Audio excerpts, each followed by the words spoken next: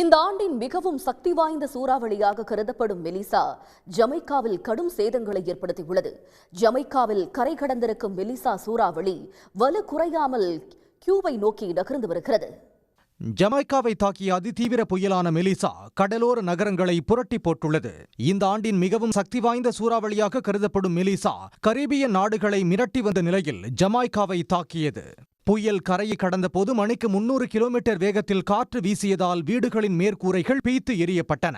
ஏராளமான மரங்கள், மின்கம்பங்கள் சாலையில் விழுந்ததால் 5 லட்சம் வீடுகள் இருளில் மூழ்கின.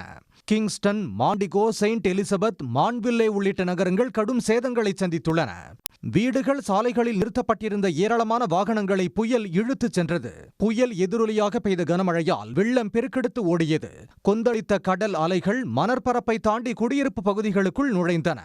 புயல் மற்றும் கடல் சீற்றத்தால் கடற்கரை பகுதிகளை ஒட்டிய ஏராளமான வீடுகள், கட்டடங்கள் சேதமடைந்துள்ளன. மீட்பு நடவடிக்கைகளை முடுக்கிவிட்டுள்ள ஜமைக்கா அரசு புயலால் ஏற்பட்டுள்ள சேதங்களை மதிப்பிட்டு வருகிறது. உடனுக்குடன் செய்திகளை தெரிந்து கொள்ள சன் நியூஸ் பெல் ஐகானை கிளிக் பண்ணுங்க.